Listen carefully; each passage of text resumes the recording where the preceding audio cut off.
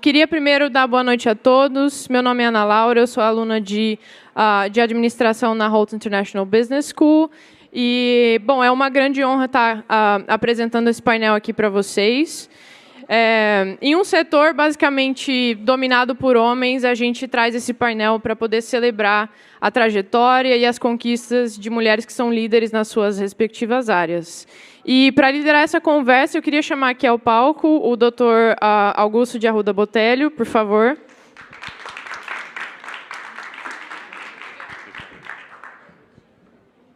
Bom, eu já vou pedir primeiro para que minhas companheiras de mesa subam aqui, Renata Gil e Adriana Cruz, para a gente poder dar início.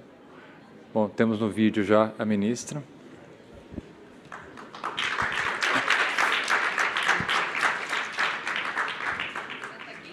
Onde você quiser.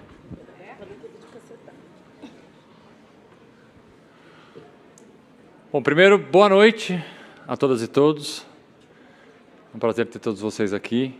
Eu gostaria de inicialmente agradecer imensamente a Brasil Conference pelo convite, mas principalmente pela escolha do tema.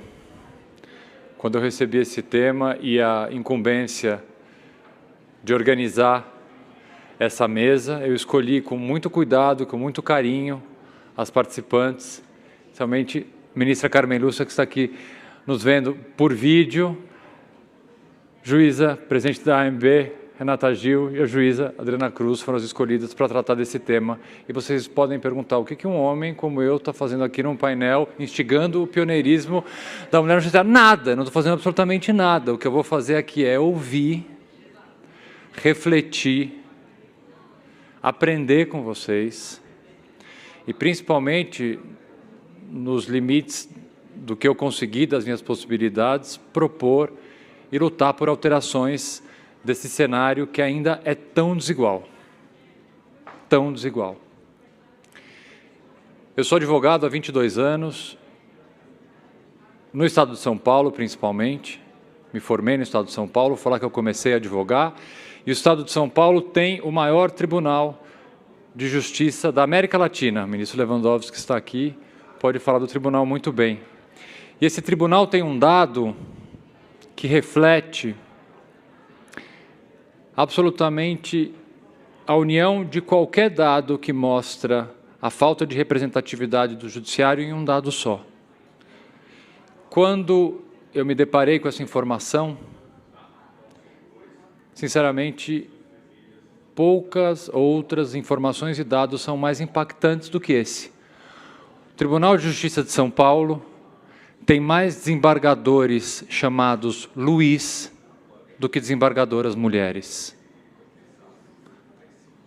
O maior tribunal da América Latina tem mais desembargadores chamados Luiz do que desembargadoras mulheres. E é diante desse dado, dessa realidade, que eu abro esse painel, passando a palavra para a ministra do Supremo Tribunal Federal, Carmen Lúcia. Ministra, por favor, a senhora tem a palavra. Senhoras e senhores, quero que as minhas primeiras sejam palavras de agradecimento aos organizadores deste Brasil Conference 2022, por ter tido meu nome lembrado. Não podendo agradecer a cada qual dos organizadores, faço isso na pessoa do coordenador deste painel, Dr. Augusto de Arruda Botelho, que tão gentilmente coordena e me propiciou a condição de estar, ainda que remotamente, e não presencialmente como gostaria, de estar entre os senhores. Também cumprimento as minhas colegas, doutora Renata Gil, presidente da Associação dos Magistrados Brasileiros, uma magistrada muito operosa, uma presidente super eficiente, que dá demonstração exatamente do que precisamos, da eficiência na prestação dos serviços e na luta pelos direitos. Também a doutora Adriana Cruz, que honra igualmente a magistratura brasileira, cumprimentar os participantes, e, mais uma vez, salientar a minha vontade que era de estar presentes com todos os senhores, mas não podendo, a tecnologia nos oferece esse recurso. Eu também, senhor moderador, doutor Augusto, não gostaria de deixar de encarecer neste início a coincidência importante de estarmos neste painel 2 dias depois da aprovação do nome da juíza Ketanji Jackson para ocupar o cargo de Justice da Suprema Corte norte-americana. Este ato, que é uma coincidência realmente deste painel estar neste momento, é de alto significado histórico, pelo que representa a nomeação, a aprovação, a confiança que passa a ter as atuais meninas, como a Justice na sua fala, e as futuras gerações pela necessidade de lutas, porque delas advém conquistas como esta, de termos a juíza Ketanji Jackson neste cargo. Este ato é simbólico de uma etapa a mais, e tem essa importância de luta não apenas pelas mulheres e por mulheres chegarem a cargos como este que ela alcança agora, mas a história da luta de todos os povos democráticos pela efetividade dos direitos humanos, ênfase especialmente dada, neste caso, ao princípio da igualdade de mulheres e de homens, de todas as cores, de todos os credos, ou até sem credo, mas que têm de ser respeitados e terem as suas vidas devidamente cuidadas, dignificadas pela sua só condição de ser humano. E por isso este significado tão alto. São momentos isolados, como este, da indicação, aprovação e nomeação da Justice Ketanji Jackson, porém, são datas marcantes, são fatos marcantes, porque sinalizam para o presente e ensinam a ter confiança para o futuro. Também não posso deixar, neste início de fala, doutor Augusto, de fazer uma menção, esta triste de um lado, que é de que ontem, exatamente, e hoje foi o enterro, de um dos homens que mais lutou no direito pela igualdade de direitos de homens e mulheres, que foi o professor Dalmo de Abreu Dalari.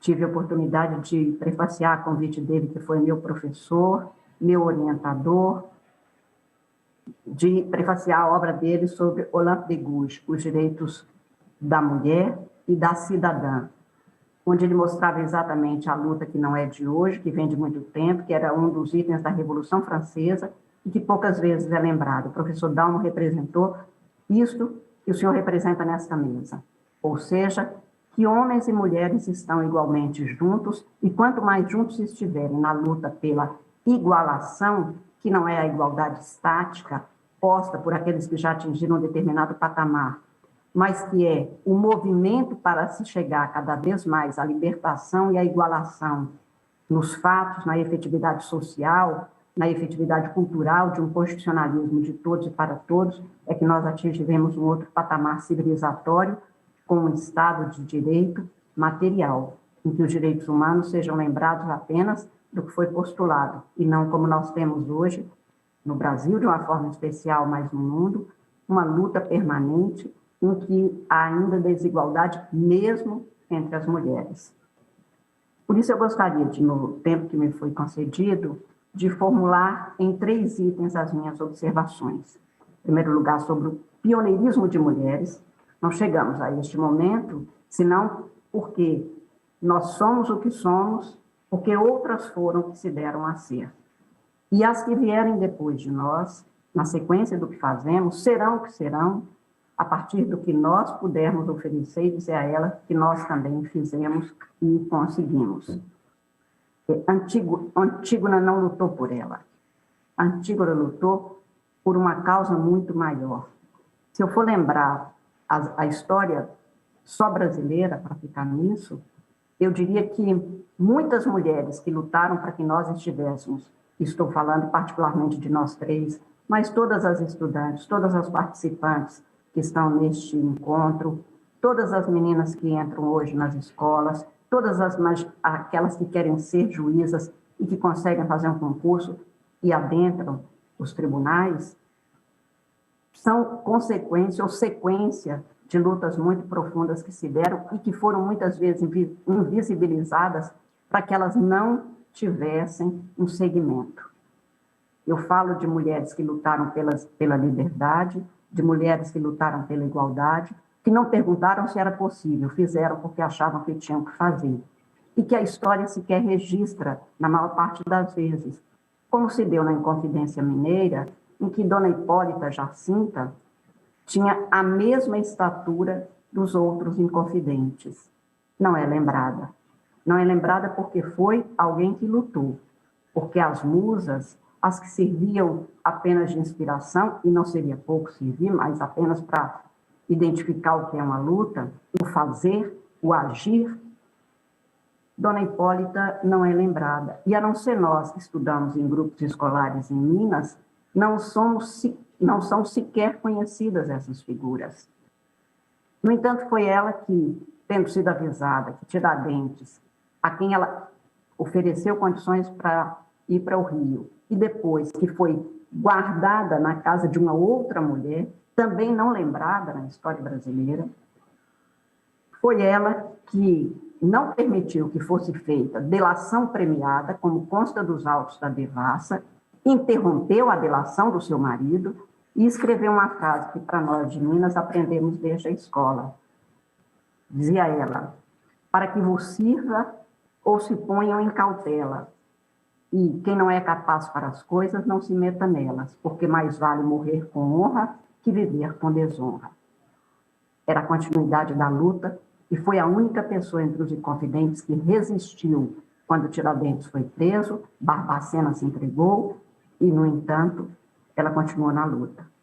Do mesmo jeito, a primeira presa política brasileira, Bárbara de Alencar, é muito pouco estudada, até mesmo na história do Brasil, por nós estudantes.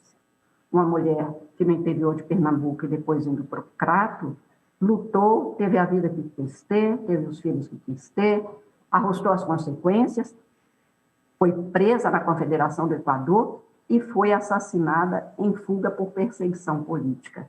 Não estava lutando por ela, estava lutando por uma ideia de liberdade. Não procuraram a razão de ser da luta, fizeram da sua vida a razão de ser. Razão de ser que não era de uma pessoa só. Se eu for lembrar todas as outras que saíram de suas casas para lutar, mesmo pelo direito de ser cidadãs iguais, como Mieta Santiago, como Celina Guimarães Viana, como Carlota Pereira de Queiroz, há de se ver que, no nosso caso, que chegamos ao século XXI, ao ano de 2021, em cargos de juízas, temos o dever ético e histórico de respeitar o que foi a luta de tantas mulheres para que chegássemos aqui hoje, pudéssemos, com muito contentamento, dizer que, no Brasil, com todas as dificuldades, temos mulheres que já alcançaram outros momentos, embora muito longe do que a gente queira. Sou de uma geração que já encontrou essas mulheres que tinham lutado e que já encontrou o feminismo conceitual devidamente registrado desde a obra de Simone de Beauvoir. Portanto, nós sabemos que igualdade não é favor, igualdade é direito, e o que estamos postulando permanentemente é isso e nada mais que isso. Estamos postulando a libertação de condições históricas absolutamente impróprias em termos de direitos humanos efetivados, não apenas conquistados, e também não acho que seria pouco, em textos constitucionais, em textos de tratados internacionais de direitos humanos.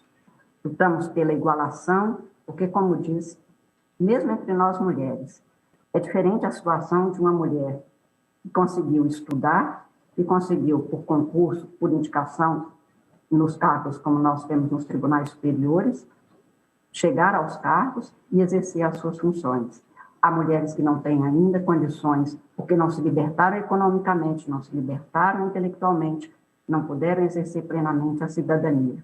Enfim, a luta da mulher é uma luta pela democracia, porque não há democracia na desigualdade, porque não há dignidade na desigualdade que seja fruto de discriminação e preconceito, como se deu historicamente com as mulheres. Se eu pensar, e aqui passo ao segundo item das minhas observações, sobre a presença da mulher no judiciário, e no caso brasileiro, e nós temos a primeira juíza que tomou posse, foi nomeada e tomou posse em 1939, 31 de maio de 1939, Aurinha Moura Costa, foi alvo das mesmas brincadeiras que muitas vezes continuam, como exemplos, ainda que subliminares, mas perfeitamente compreensíveis, do preconceito, do deboche, da tentativa de desqualificação que se faz com as mulheres. Quando a doutora Aurinha Moura Costa tomou posse, disseram que ela só tinha sido nomeada porque o nome Auri servia para homem ou para mulher, e ela teria sido nomeada porque se enganaram, acharam que estavam nomeando um homem. Ela sempre rebateu este dado, afirmando que isso não era fato, porque ela fez concurso e se registrou como mulher, fez as provas nessa condição e, portanto, foi devidamente aprovada e nomeada nessa condição. Essa historinha que correu tanto, correu com uma prática que ainda hoje mostra o que é a ausência de uma igualdade material efetiva e eficaz, que é de não ter que explicar por que até as brincadeiras não são verdadeiras quando são contra uma mulher. E são o contrário, porque não se faz a mesma coisa com os homens. Até a década de 80, em grande parte dos estados brasileiros, mulheres que fossem mães solteiras não eram, aspas, aprovadas no concurso público. Nenhum concurso exige que a pessoa tenha que ser ou mãe porque se casou, ou não se pergunta se o homem é pai solteiro. E pai não é expletivo na vida da gente. Pai não é secundário na vida da gente. Pais e mães são seres muito necessários e conformam o que nós somos grandemente. Portanto, é até uma diminuição para os homens imaginar que um pai solteiro não faz a menor diferença porque ele não faria diferença na presença na vida dos filhos. Mas se pergunta a mulher, e até a década de 80 não era aprovada, por um subterfúgio, em grande parte continua sendo usada em outras escalas, de outros modos. Por exemplo, o chamado psicotécnico era feito antes da prova oral, e quando se sabia que seria necessário, entre aspas, também reprovar a mulher mãe solteira no concurso de juiz, fazia-se um questionamento tão difícil que seria impossível e improvável que ela respondesse. E, portanto, havia uma explicação objetiva para o cumprimento desse desiderato, que era o afastamento desta mulher mãe solteira. Ainda hoje, estamos em 2022, pergunta-se a uma candidata, como aconteceu há muitíssimo pouco tempo, se ela tinha tatuagens pelo corpo num concurso de juiz. Não me consta que isso tenha sido perguntado nunca a quem quer que seja, a qualquer homem, em qualquer concurso.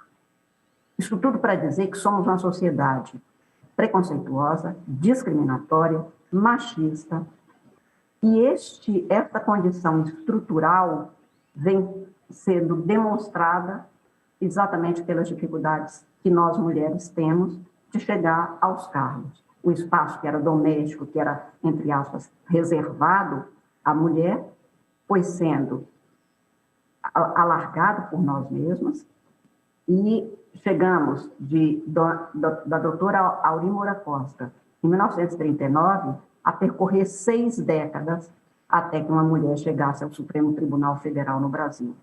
Só em 2000, a ministra Hélia foi a primeira mulher, uma grande juíza, uma grande ministra deste Supremo Tribunal Federal, a ocupar este cargo. Na década de 90, e aí eu já era adulta e advogada, eu cansei de ouvir por que mulher não poderia vir a este Supremo Tribunal Federal.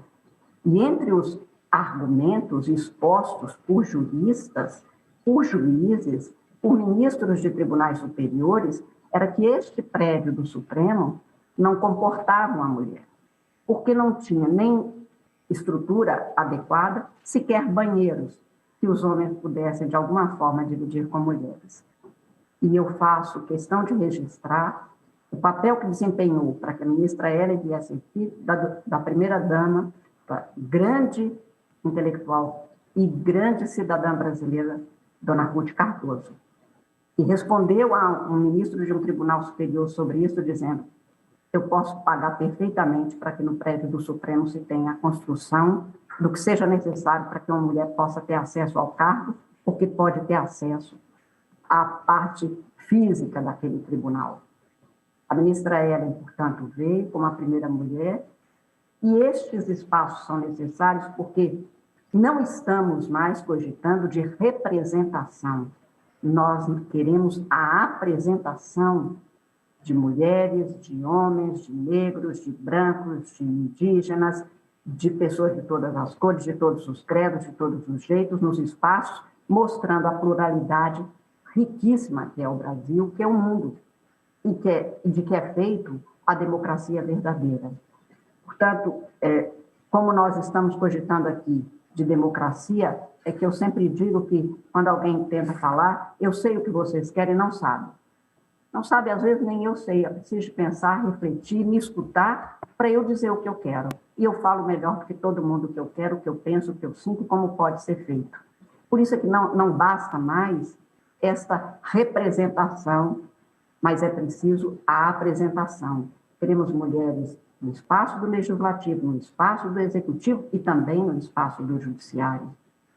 Quando esta grande juíza, que se tornou um ícone, a Justice Ruth Ginsburg, respondeu ao lhe dizer quantas mulheres são necessárias na Suprema Corte Americana para que a gente possa considerar suficiente a representação feminina. Ela disse 9, ou é mais que vocês querem igualdade ou hegemonia?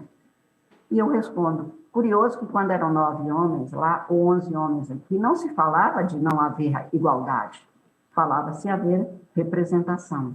Por isso é que a nossa luta mudou de tônica, porque nós queremos estar nos espaços e podemos dizer sobre nós por nós mesmas, como todo mundo tem o direito de dizer. Neste sentido, nós queremos também que haja a identificação feminina, a presença feminina com ética, com eficiência e com responsabilidade, como somos capazes, juntamente com os homens, de atuarmos para construir o Brasil democrático, o Estado de Direito que nós queremos, com dignidade para todos, com pluralismo e com a cidadania plena de todos. Portanto, comprometer-se com a igualdade na lei para as mulheres e a liberdade para todas as pessoas é que me faz pensar não na igualdade posta, e era necessário, reitero, que tivesse a previsão constitucional. E no caso brasileiro, sabedores da profunda discriminação que se tem contra a mulher na história brasileira, uma história patrimonialista, em que a mulher era considerada objeto, que a mulher era considerada, aspas, tendo que ficar no seu lugar, o Constituinte 87 e 88 estabeleceu no inciso 1 do artigo 5º, homens e mulheres são iguais em direitos nos termos dessa Constituição, o que também foi objeto de brincadeiras e deboches, até em sala de professores. Se dizia, se já são iguais e está no caput para todo mundo, por que precisa de reverenciar com essa expressão? Porque o Constituinte recorta o que precisa de ser transformado. E por isso mesmo precisou de enaltecer, de encarecer o princípio, identificando o objeto da igualdade. Na sociedade, é enorme a dificuldade, porque nós temos ainda hoje um campo fértil para a discriminação, num Estado como nós temos, machista, preconceituoso, que não faz reverência. Basta ver que nós somos a maioria da população, mas somos a maioria do eleitorado. Temos os piores índices de apresentação de mulheres no Legislativo. No Executivo temos uma entre os 27 governadores. A Ordem dos Advogados do Brasil, que tem mais de 54% de advogadas pagantes, não tinha, até a gestão que tomou posse agora, nenhuma mulher na diretoria e nunca teve uma na presidência. No Ministério Público, nós tivemos, no Ministério Público Federal, a primeira mulher apenas em 2018. No Conselho Nacional de Justiça, nós temos um grande número de homens, e mesmo nós, do Supremo, o ministro Ricardo Lewandowski aí está para dar o testemunho, em que, do início do Conselho, em 2005, com o ministro Nelson Jobim, até a minha gestão, passando pelo do ministro Ricardo Lewandowski incluída, todas as vezes que o Supremo tinha que escolher entre os juízes e desembargadores, que são os dois que nós escolhemos, levava-se um homem e uma mulher. E isso deixou de acontecer.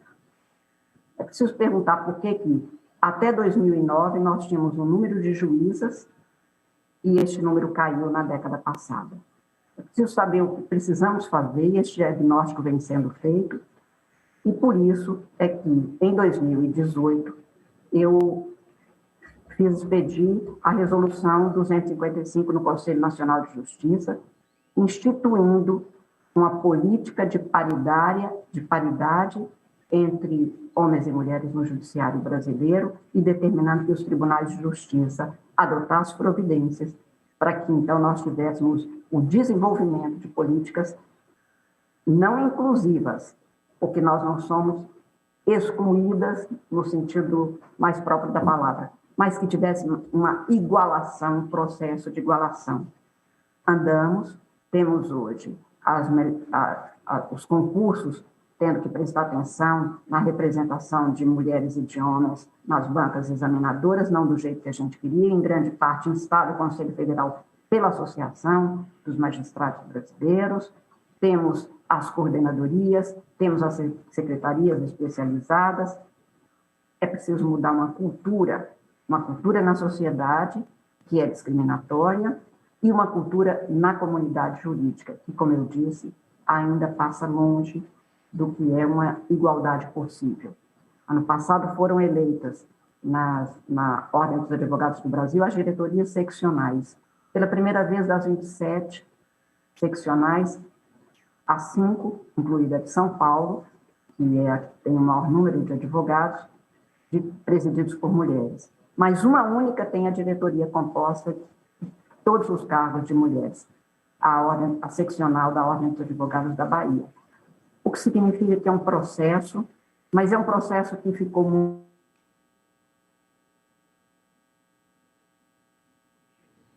várias vezes a um recuo, que pode ser da história, mas considerando a ciência que temos, a sensibilidade que temos, acho que não temos dúvida que estamos a demorar nisso. O que é preciso, portanto, e aqui concluo as minhas observações, é que para instigar, como se pôs, o pioneirismo feminino, ou a presença feminina, como eu diria, no judiciário que permite, possibilita que nas instâncias que se dão por provimento, por concurso, as mulheres cheguem a um nível bem significativo de presenças. Mas, nos níveis superiores, nós continuamos a ter dificuldade por questões que nós precisamos de vencer, por questões, claro, também, como eu disse, de uma cultura que é não apenas machista, mas é preconceituosa. Nós temos tribunais no Brasil que não tem nenhuma mulher entre os seus integrantes. Nós temos a camaradagem feminina para demonstrar exatamente os que temos. Pessoas se encontram e um dia, na hora que é indicado, aquele que nós conhecemos no futebol e aí se apresenta ao desembargador que for, enfim, estamos ainda longe do que nós queríamos. Para isso é preciso, e aqui encerro, primeiro, de ter essa ciência que, se a igualdade não é favor, a igualação é uma conquista. Estamos lutando por ela permanentemente.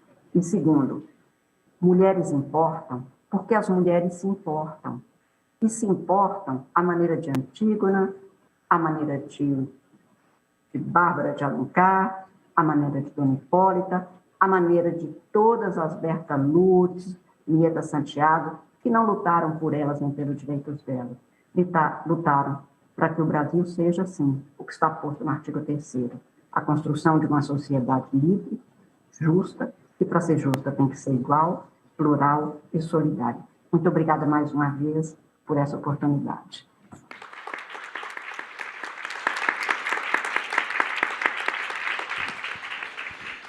Ministra, muitíssimo obrigado pelo apanhado histórico, mas principalmente pela profunda reflexão. E com isso eu passo a palavra para minha amiga, juíza Adriana Cruz, por favor.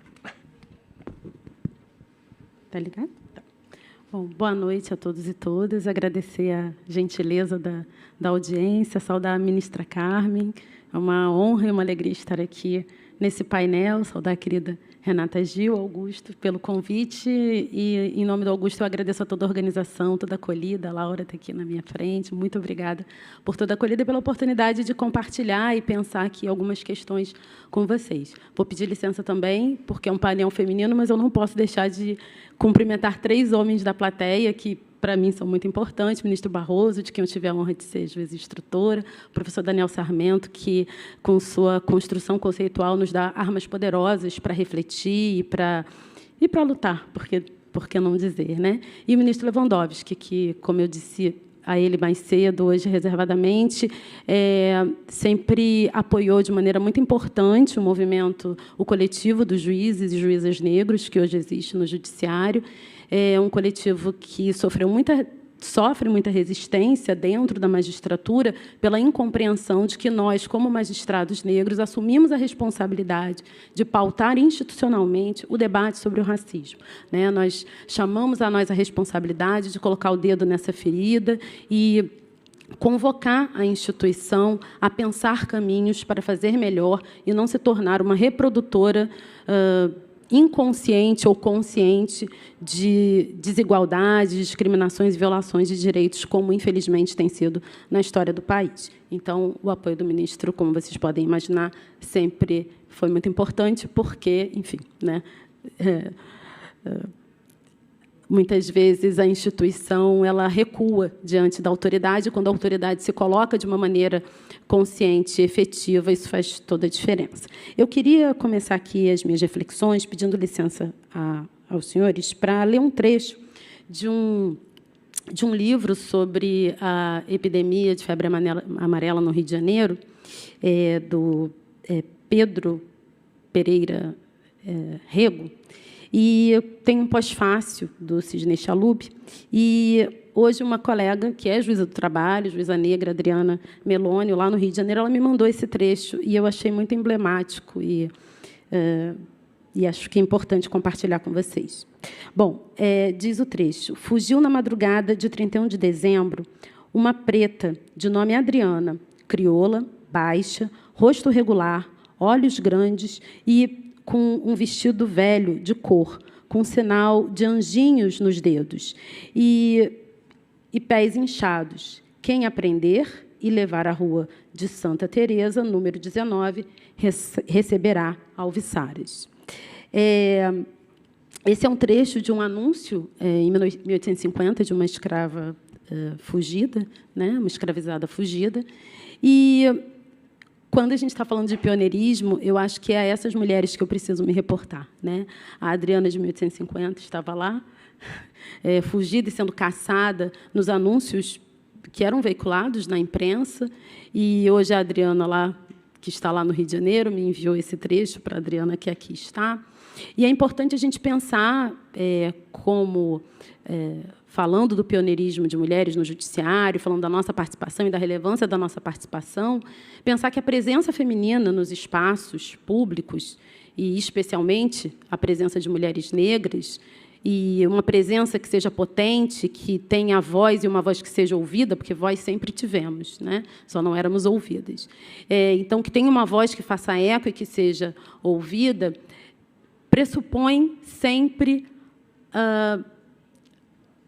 a rebeldia, a insurgência, né? Então, somos todas fugitivas dos grilhões que tentam nos colocar. Há 5 gerações passadas, os meus parentes chegaram nos Tumbeiros, num porto que fica a pouquíssimos metros do prédio onde eu trabalho hoje como juíza, né? E acho que isso é muito representativo de como um olhar para o futuro e uma aposta nas gerações futuras produz resultados, né? Se hoje eu estou aqui porque aqueles que chegaram em Ferros acreditaram que iriam fazer diferente e que os seus teriam uma história diferente para contar. Não se integraram, não se entregaram, não sucumbiram e construíram um caminho para que todas nós pudéssemos estar aqui hoje.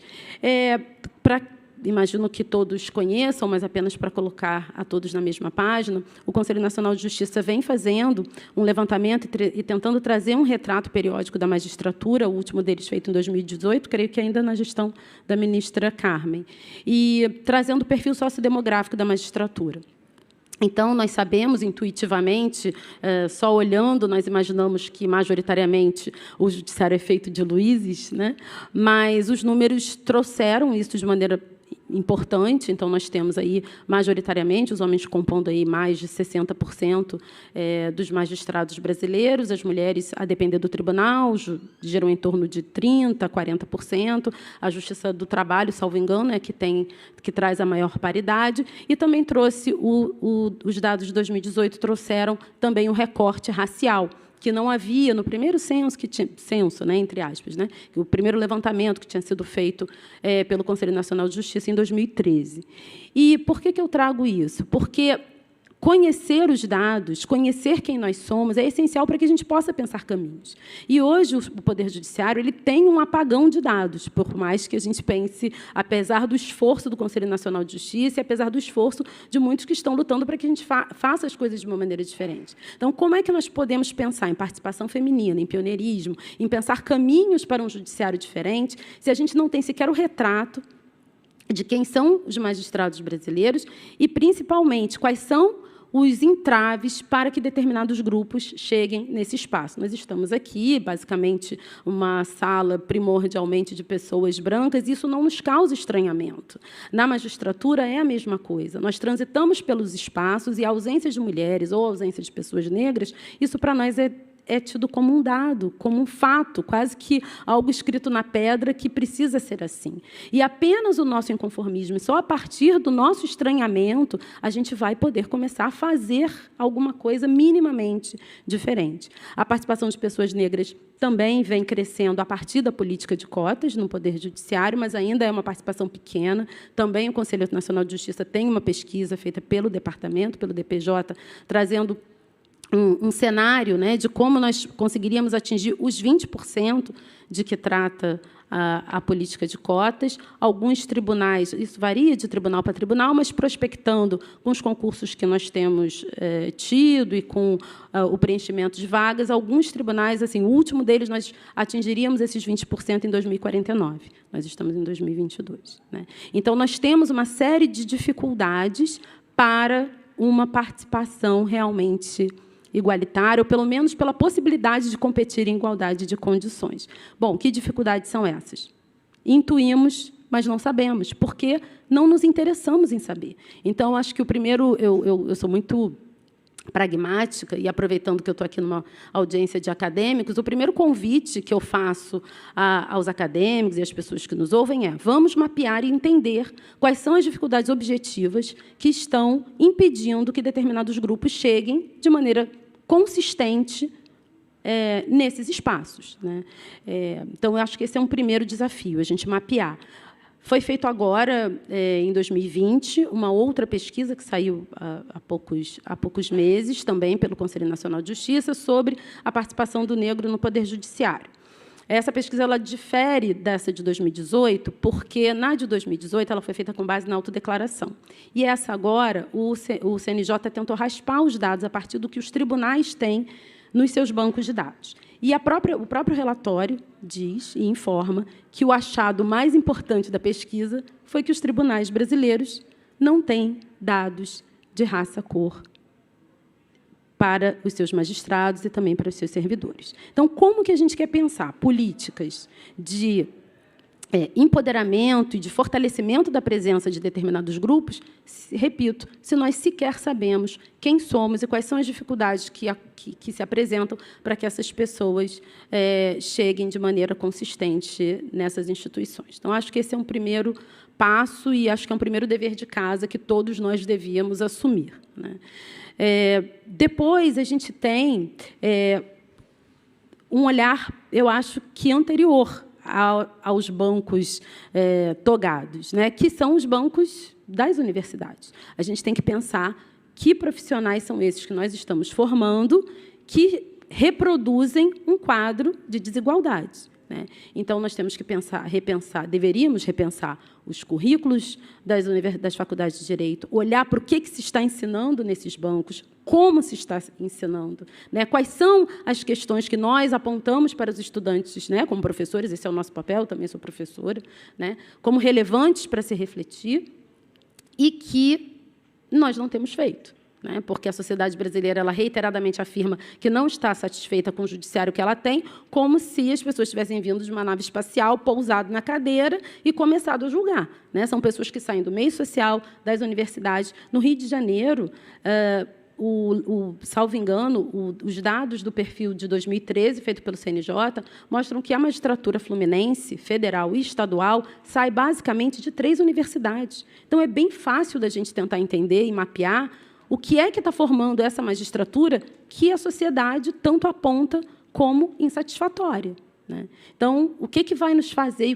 Então, caminhos assim, nós temos para tentar enxergar, mapear, diagnosticar o que está acontecendo para começar a fazer diferente de uma maneira significativa. Como eu falei no início, né, me referindo ao ministro Lewandowski, o seu apoio ao coletivo dos juízes negros, hoje nós temos, dentro da magistratura, um coletivo que é orgânico, que se formou muito a partir da transparência que esses dados de 2018 nos trouxe. Eu, por exemplo, tenho colegas negras que têm o mesmo tempo de magistratura que eu tenho 2 décadas de magistratura, e que eu só fui conhecer em 2017, quando fizemos o primeiro encontro, né?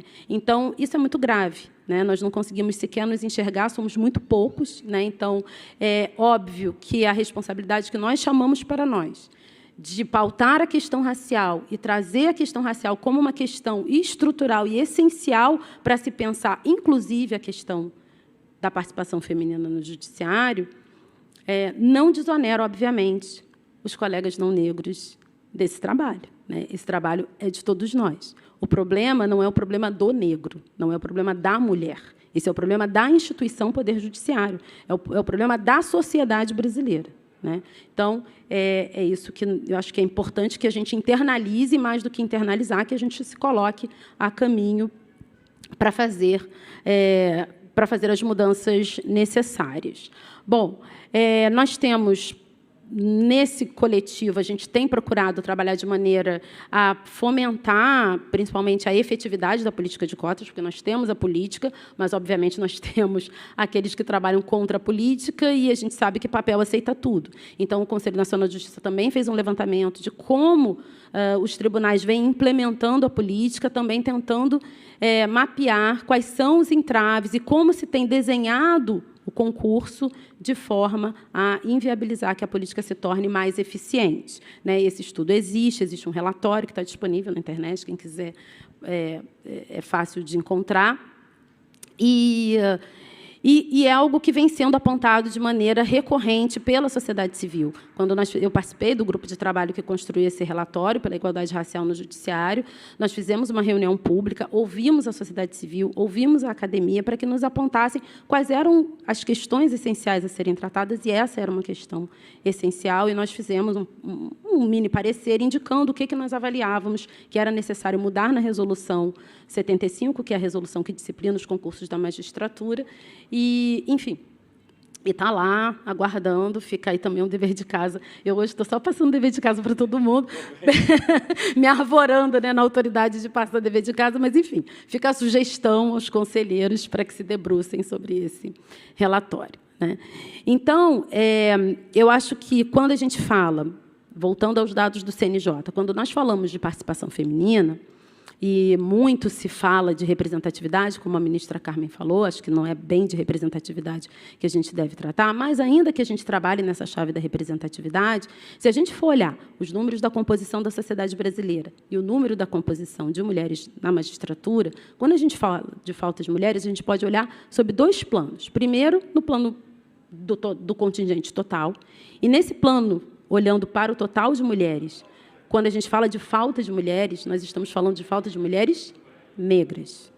Porque nós temos, em tese, olhando, eu estou aqui utilizando esse parâmetro, né, números no judiciário, números na sociedade brasileira. Então, se a gente for fazer esse encontro de contas, o déficit no judiciário hoje, em termos quantitativos, é de mulheres negras. Então, a gente precisa começar a falar e, né, apontar o que realmente, onde é que está realmente o buraco, né, onde é que o problema realmente está concentrado. Bom, obviamente, isso não se esgota, o problema não se esgota nisso, e nós temos, sim, uma questão de gênero na magistratura, e aí isso vai se dar pela questão do teto de vidro, que a ministra também já apontou, e que nós vamos encontrar também no judiciário, né? Os cargos vão avançando e nós, mulheres, vamos desaparecendo, né? E como é que a gente pode endereçar e pensar caminhos diferentes? Eu acho que esse é um desafio importante. É preciso que a gente comece também a falar, a questionar, né, o que também parece que está escrito na pedra, né? Então, os processos de acesso aos tribunais, e aqui eu não estou nem falando dos tribunais superiores, eu estou falando dos tribunais de justiça e tribunais regionais federais, são processos extremamente políticos, em que nós, mulheres, estamos rotineiramente excluídas, em que as decisões são tomadas no momento do uísque e do charuto, e que nós, mulheres, não participamos. Não participamos porque temos que botar o filho para dormir, ou não participamos, porque, mesmo que não tenhamos que colocar filho para dormir, como eu não tenho filho, mas, se nós estivermos nesses espaços, nós vamos ser categorizadas como mulheres não sérias e não aptas a concorrerem àquele cargo. Então, é um jogo de perde-perde, né? Se você não vai, ou você não vai porque você não pode, ou você não vai porque, se você for, você não vai ser uma pessoa bem vista. E é assim que as coisas funcionam. A gente sabe que as coisas são assim. E por que e por que nós não nos colocamos a caminho de questionar esses mecanismos? E eu digo isso com muita tranquilidade, porque o meu tribunal é um tribunal que, pelo menos até hoje, observa o quinto mais antigo para a ascensão. Então, para que você possa sequer concorrer a merecimento, você tem que estar no quinto mais antigo da lista. Então, eu estou muito longe do quinto mais antigo, não estou advogando em causa própria, estou aqui questionando desenhos e também, se estivesse advogando em causa própria, não teria problema nenhum, porque os homens fazem isso com maior tranquilidade, sem a menor cerimônia, né? Então, se eu estivesse e as que estão advogando em causa própria, não há nenhuma crítica, muito pelo contrário, recebem os meus aplausos, né? Mas, no meu caso particular, eu não estou advogando em causa própria ainda, né?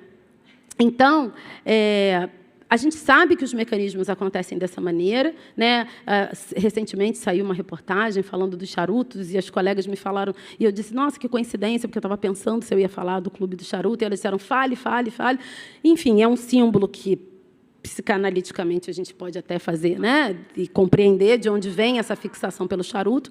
Então, assim, é preciso que a gente quebre essa lógica, e isso dado como algo absoluto, isso é quase que uma lei natural. Não, mas é assim que as coisas são, é assim que as coisas funcionam, só que, se, pelo menos na minha perspectiva, na perspectiva da história da minha família, na perspectiva da história do meu povo, se nós fôssemos seguir pelo critério de como as coisas sempre foram, eu estaria ainda hoje na senzala da Sinhá. É lá que eu estaria, porque é lá que muita gente gostaria que eu ainda estivesse. É lá que muita gente ainda mantém muitas mulheres negras, né? Mesmo nós que estamos aqui trabalhando e lutando por igualdade, né, temos lá mulheres negras limpando as nossas latrinas, fazendo a nossa comida e botando nossos filhos para dormir, para que a gente possa lutar pela igualdade no mundo, né? E a gente não pensa em como a gente pode quebrar esse círculo vicioso de escravização do outro, né, de expoliação do outro. Nós naturalizamos isso. Na sociedade brasileira, isso é profundamente naturalizado. Então, assim, eu sei que eu trago incômodos, palavras que não são, talvez, doces e agradáveis para um final de dia de reflexão, mas a minha compreensão é que, se me chamam para falar e todos saem confortáveis e felizes, então eu não fiz o meu dever de casa, porque quem minimamente olha para a realidade, enxerga o que está acontecendo e não se incomoda e continua se sentindo muito confortável em como as coisas estão, há um problema aí, sério. Há um problema aí na percepção do outro, na compreensão do outro e na compreensão da necessidade de viabilizar uma vida digna e plena para o outro. Assim, isso, para mim, é um problema de largada. Então, assim, o que eu queria compartilhar com vocês era isso. Assim, eu acho que a gente precisa começar a dizer as coisas com o nome que elas têm. Então, nós temos, sim, um judiciário que é extremamente machista, extremamente racista, é misógino, né? Inviabiliza que mulheres possam estar nesse espaço, mesmo aquelas que chegaram em igualdade de condições. Então, isso precisa ser dito com todas as letras, porque a gente não consegue curar uma doença se a gente sequer identifica e reconhece que a gente está doente, né? Isso é o mínimo do mínimo do mínimo, né? Eu quero aqui também reforçar e trazer, talvez, uma palavra de esperança, né? Assim, tem muita gente bacana, trabalhando sério para alterar esse estado de coisas. Posso citar aqui inúmeros exemplos, né? Hoje nós temos, como eu já falei, o Coletivo de Juízes Negros, que tem feito um trabalho institucional. Esse é a nossa preocupação, né? A gente dialoga com a sociedade, mas a nossa perspectiva é como a gente interfere positivamente na nossa instituição. Existem comissões hoje de mulheres em praticamente todos os órgãos públicos. Vou falar da minha realidade, Renata pode falar, né, da realidade dos juízes estaduais, mas na Justiça Federal nós temos a Comissão AJUF Mulheres, que é isso, não é uma AJUF gênero, não é uma AJUF gênero e raça, a gente trabalha com aquilo que a gente pode, mas que tem tentado, sim, trazer também a questão racial, a perspectiva racial para o debate de gênero, porque são questões indissociáveis, né? O ser mulher, né? O ser mulher branca, esse lugar da mulher que fica em casa e que ninguém quer que trabalhe, é um lugar da mulher branca, porque as mulheres negras no Brasil foram sequestradas para trabalhar desde a hora zero, né? E trabalhar não só no trabalho doméstico, que é pesadíssimo, mas o trabalho nos campos, em igualdade de condições, né, com os homens, com os escravizados. Então, a nossa luta é para estar no espaço público de forma digna, de forma igualitária, com respeito aos nossos direitos e com respeito à nossa presença, né? Uma outra dimensão do desafio, já me encaminhando para encerrar, e que eu não poderia deixar de compartilhar aqui, porque eu vejo que tem muitas mulheres aqui na plateia, muitas estudantes, assim, e uma palavra de ânimo, né? Porque hoje nós construímos, na Comissão AJUF Mulheres, a gente trabalha, a gente faz pesquisa, nós estamos fazendo agora uma pesquisa de mapeamento de como as cortes constitucionais pelo mundo processam as suas indicações e como é a participação feminina.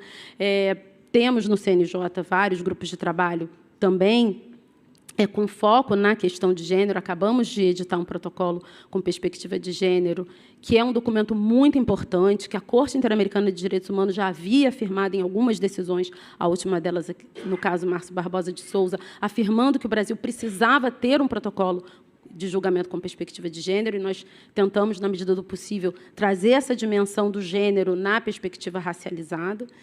E, enfim, então, há muita gente trabalhando para que a gente possa ter uma realidade para vocês que estão chegando um pouco melhor, ou, pelo menos, menos pior, né?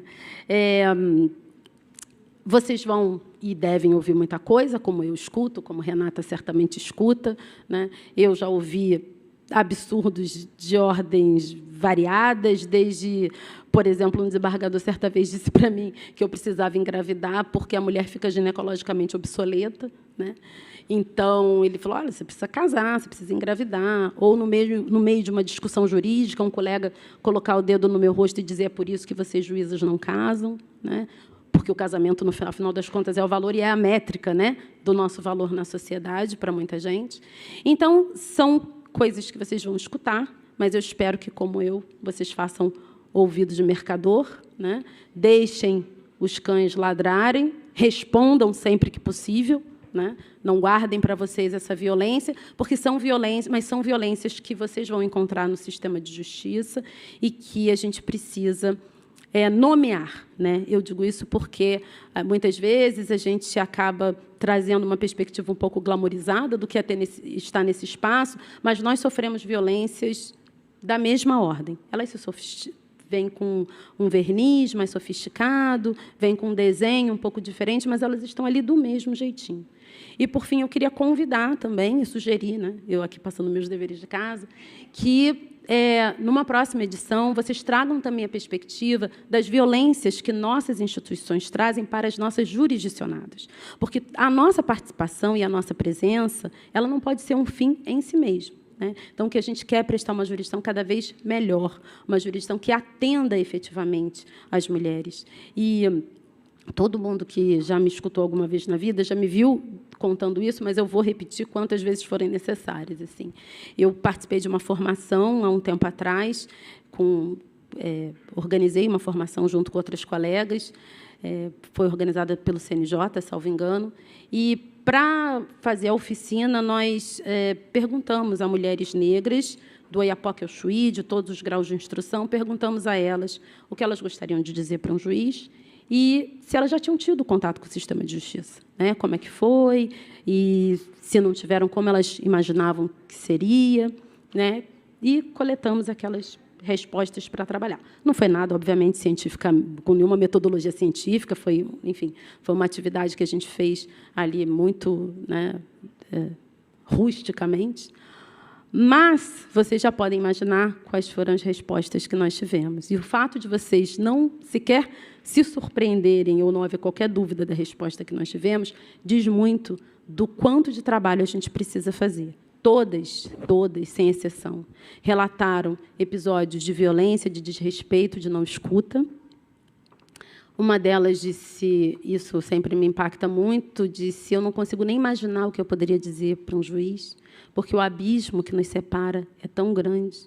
Então, que estrada foi essa que a gente tomou, em que alguém, um cidadão, uma co-cidadã, não consegue enxergar em nós iguais, não consegue enxergar naquela pessoa que está ali fazendo um trabalho. Nós fizemos uma prova e fomos habilitados a fazer um trabalho. Não é nada além disso, né? Com muita responsabilidade, um trabalho que tem muitos encargos, mas é isso, né? Então, o que nós estamos produzindo para que essa pessoa não consiga imaginar um canal de diálogo conosco? A gente está numa trilha muito errada, muito equivocada. A gente precisa, para ontem, recalcular a nossa rota. Então, para fechar, eu queria encerrar só com uma citação, que eu vou até... Não é bem uma citação, na verdade, é o título de um livro. Eu vou só colar o nome das autoras, porque eu gosto de fazer jus às autoras. É um livro que foi publicado aqui nos Estados Unidos, na década de 80. São coletâneas, né, de estudos de mulheres negras. Foi editado pela... Desculpa, que eu estou sem óculos. Ele foi organizado, né, por Akasha Hull, Patrícia Bell Scott e Barbara Smith. E o texto do livro diz que todos os homens são negros, todas as mulheres são brancas, mas algumas de nós têm coragem. Então, eu acho que fica essa reflexão para que a gente possa enxergar os invisibilizados, não só, obviamente, na perspectiva do que a gente está aqui conversando, daqueles que ocupam espaço de poder, mas, principalmente, lembrando que isso não é um fim em si mesmo, mas para que a gente possa prestar a jurisdição para aqueles que sofrem cotidianamente no Brasil graves violações de direitos humanos. Muito obrigada pela atenção.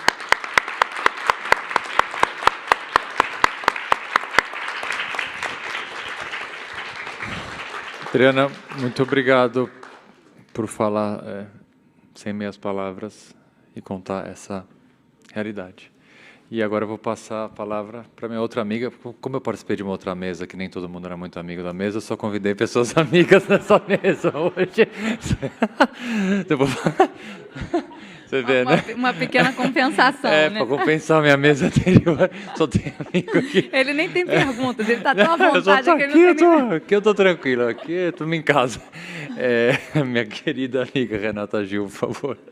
Obrigada, muito boa noite a todos e todas. Eu prometo que eu vou ser muito mais breve do que eu planejava falar aqui, até porque eu acho que as falas da ministra Carmen e da Adriana, elas traçaram o cenário que a gente tem da igualdade feminina no Brasil e o que a gente precisa fazer. Então, eu vou complementar um pouco essas falas. Eu quero primeiro cumprimentar a organização do evento, nas pessoas da Laura, da Fernanda, tão gentis e que organizaram esse painel lindamente. Agradecer ao Augusto pelo convite. Eu fiquei muito emocionada de poder estar aqui com vocês, porque eu acho que a grande transformação que a gente faz é na cabecinha dos jovens, é na universidade, é no meio acadêmico. E eu, como presidente da MB, eu procurei estar sempre alinhada, ancorada na academia para todas as ações que eu empreendi nesses 2 anos e meio de mandato. Já me encaminho para o final dele, no final desse ano. Mas eu tenho muito orgulho de ter sido subsidiada pela academia durante todo esse tempo. Eu queria cumprimentar todas as mulheres dessa audiência, com todo perdão, na pessoa da Teca, que é a primeira mulher a presidir a Sociedade Rural Brasileira, uma entidade que tem mais de 100 anos.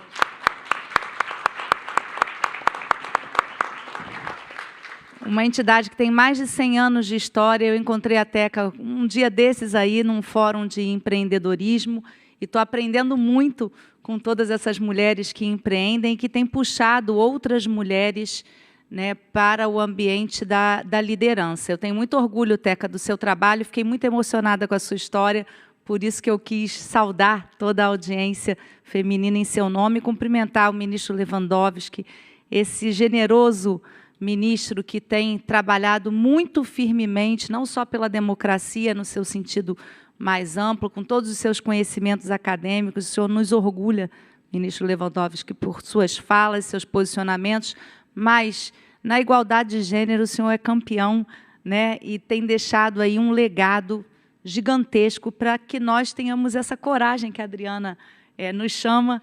O senhor tem nos inspirado. Cumprimentar a ministra Carmen. A ministra Carmen, ela simplesmente revolucionou o Conselho, e essa é a importância das mulheres ocuparem os espaços de poder.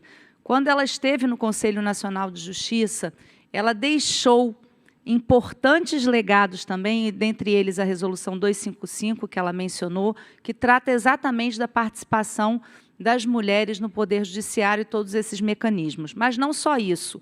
A ministra Carmen Lúcia foi pessoalmente trabalhar a situação das grávidas, presas, lactantes, e encontrou um cenário que ela visualizou e que ela deixou também mecanismos de melhoria desse sistema. Ainda não é o que nós gostaríamos, ministra Carmen, mas a senhora tocou naquela ferida e nos fez refletir sobre isso, indo pessoalmente a esses espaços, e também atuou muito firmemente no combate à violência contra a mulher, através de jornadas de Semana da Paz em Casa. Foi um projeto belíssimo que o Conselho inaugurou e que tem garantido aí julgamentos mais céleres dos procedimentos de violência contra a mulher, que muita gente não sabe, mas é a 4ª maior causa de acionamento da justiça brasileira.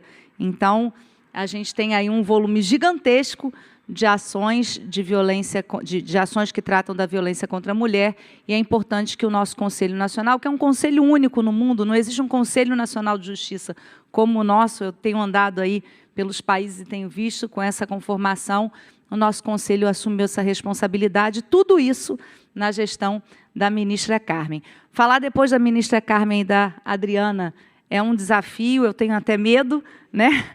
Por isso eu disse que eu ia complementar. Eu gosto muito de falar, de copiar, né, mesmo, colar da ministra Carmen essa palavra da igualação. Isso é belíssimo, isso reflete exatamente o que a gente precisa fazer. É essa igualação, é essa ação de igualdade, de igualar, que a gente precisa praticar, e que nós que ocupamos espaços importantes na sociedade, eu liderando aí a maior associação de juízes do mundo, né, Dora? Um desafio também. Eu que fui a primeira mulher não só a ganhar essa eleição, em 72 anos de história, eu fui a primeira mulher a competir, a me candidatar, porque nunca houve uma candidata. E adivinhem por que nunca houve uma candidata? Exatamente por conta do Clube do Charuto, do Clube do Futebol, que na magistratura é um clube muito potente, em que as mulheres não participam. O Clube do Futebol, ele às vezes escolhia o candidato e dizia: olha, se eu não apoiar esse candidato não tem nenhuma chance de ganhar a eleição. E eu me envolvi nessa disputa, acreditando que a gente, com talento e com um pouco de jeito, a gente conseguiria chegar lá. Para mim não foi fácil, foi muito mais difícil do que para os outros concorrentes. Eu tive que dormir nos aeroportos. Eu conto essa história, eu colocava o meu celular despertando, porque no aeroporto de Guarulhos, para eu chegar no norte e no nordeste para eu pedir voto, eu tinha que dormir no banco do aeroporto, sozinha, claro, porque eu não tinha apoio de ninguém, e me apresentar, ministra Carmen. Eu não representava, eu me apresentava. Mesmo o presidente da AMAERJ, que eu era presidente da Associação dos Magistrados do Rio de Janeiro, eu tinha que me apresentar ao meu eleitorado, e assim eu fazia, e chegava lá, nesses estados, e percebia que havia um movimento muito forte de necessidade de uma mulher para representar a magistratura. Talvez por isso, porque durante alguns anos nós participamos de um processo de decréscimo dessa participação. Uma pesquisa que a MB fez evidencia que até o ano de 2010 nós tínhamos uma ascensão de mulheres na carreira da magistratura, mas de 2010 para cá nós temos um decréscimo. E a gente não sabe por que isso vem acontecendo. Eu imagino especificamente que não haja uma única causa. A carreira da magistratura é uma carreira que é difícil para as mulheres, a gente tem que se movimentar e morar no interior, exatamente na fase em que as mulheres pretendem se casar, pretendem ter filhos, e isso gera, né, um fator de abdicar dessa vida pessoal para dedicação à carreira, e muitas não têm a sorte que eu tive de casar com um marido que me incentivou. Eu casei com o meu esposo, eu sou casada há 24 anos, casei com o meu esposo no dia 16 de maio, no dia 1º de junho, eu fui morar na comarca do interior, que ficava a 3 horas da minha casa, e, portanto, eu morava lá de segunda a sexta e só o via no final de semana. E ele aceitou isso tranquilamente, e eu acho que isso me deu o conforto de deixá-lo até hoje, me esperando só nos finais de semana, porque até hoje eu continuo envolvida com toda essa atuação coletiva na magistratura. Mas fato é que, evidentemente, esses clubes fechados masculinos, eles geram um constrangimento à participação feminina, e tudo que a gente tem feito é mostrar que a gente pode participar também de tudo isso, e eu acho que a colocação das mulheres nesses espaços, e eu digo assim, não é só no espaço de poder, né? A mulher ela tem que estar onde ela quiser estar, né? Ela não é só ser a líder da empresa, a CEO da empresa, ser a teca lá na sociedade rural, mas ela está onde ela quer estar. Mas quando as mulheres querem estar nesses espaços de poder, elas acabam inspirando tantas outras. No Brasil, eu complemento aí a fala da ministra Carmen, no Brasil a gente precisaria, segundo o estudo do Fórum Econômico Mundial, de 135,6 anos para que a igualdade de gênero fosse alcançada. Se a gente continuar no mesmo estado em que a gente está agora, né, de percepção dessa situação de desigualdade. Então, existe um trabalho muito grande para que nós possamos trazer essas mulheres para esse ambiente, para que a gente possa inspirar. Muitas mulheres, e dentro do movimento associativo eu posso falar isso com tranquilidade, muitas mulheres não queriam nem competir nas associações estaduais. Depois que eu me tornei presidente da MB, em estados como Goiás, como Rondônia, nós tivemos 2 mulheres disputando a presidência da associação, o que nunca tinha acontecido antes, nenhuma mulher era candidata. Então, a gente percebe que a colocação da mulher nesses espaços é importantíssima, e é a perspectiva do gênero, né, Samira? É você olhar onde falta mesmo o caminho da igualdade e você trabalhar por isso. Eu, como presidente da associação, vou dizer só o que fiz, porque o painel é instigando, né? E eu só fiquei com 2 minutos no final de tudo isso, né? Então, vou ter que rebolar aqui para terminar. A instigação que eu deixo, né, para todos os meus colegas é que, primeiro, eu acho que uma agenda muito importante, eu não tenho como falar de igualdade se eu não falar de violência contra a mulher. E eu, nessa caminhada que eu tenho feito internacional, apresentando o modelo da campanha Sinal Vermelho, que vocês devem conhecer, que é aquela campanha do X na mão, que eu fui idealizadora junto com a minha colega Domitila, a quem eu rendo todas as homenagens do mundo, uma juíza de São Paulo, brava, idealista, corajosa. E nessa apresentação desse trabalho pelo mundo, nós descobrimos que nós precisávamos fazer algo mais pela igualdade e descobrir, numa conversa com os bancos internacionais, especificamente com o FMI, que ele teve que voltar com algumas grandes funcionárias do banco para o serviço durante a pandemia, porque elas estavam sofrendo violência em casa, elas estavam encarceradas com os seus agressores. Então, a violência contra a mulher, ela não só atrapalha economicamente uma empresa, uma instituição, como ela também impede que essa mulher ascenda ou que ela assuma compromissos de titularidade de suas funções. Eu, no outro dia, também, num trabalho com a campanha Sinal Vermelho, conversava com o presidente do Banco do Brasil, e ele me disse: Renata, eu fui procurado por uma grande funcionária me pedindo remoção, ela vai deixar as funções importantes que ela exerce aqui em Brasília, porque ela está sofrendo violência em casa e ela não consegue mais morar na mesma cidade que o agressor vai embora com os seus filhos. Então, eu chamo a atenção para isso, que as instituições brasileiras, o Poder Judiciário precisa das suas ouvidorias, a gente precisa dos canais de denúncia do assédio, para que a gente tenha uma sociedade mais saudável e possa trabalhar com essa perspectiva da igualdade. 2 ações afirmativas a AMB praticou durante a minha gestão. A primeira foi a campanha Sinal Vermelho, que tem sido um sucesso e que, graças a Deus, eu acabei de receber um convite da Rose Hidalgo, que é uma espécie de secretária de Estado aqui americana, que trabalha com a política de gênero no governo Biden, que o Brasil integre um grupo de nações que vai trabalhar contra o assédio, um convite inédito. O Brasil nunca esteve nesse patamar e eu acho que nós somos vanguardistas hoje pela legislação que aprovamos. Estava aqui a senadora Daniela Ribeiro. Aprovamos legislações importantes em tempo recorde da pauta feminina, mas também fizemos o resgate das juízas afegãs. A ministra Carmen bem sabe disso, trabalhou comigo durante todo esse desafio, e a gente manda para o mundo essa mensagem de que o Brasil é um país solidário, o Brasil é um país que tem preocupação com a igualdade e que o Brasil assumiu uma responsabilidade grande de trazer essas mulheres,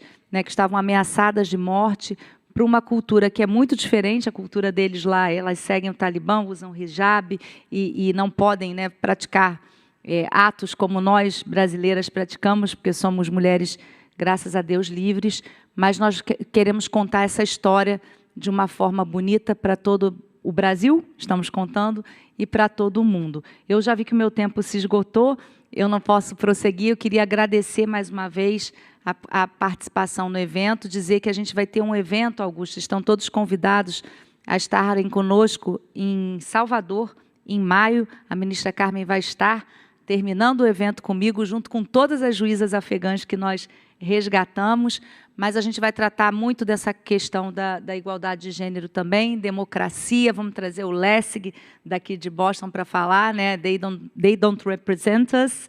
Ele vai estar lá com a gente, e vamos tratar também sobre a justiça do futuro, a justiça digital. Muito obrigada.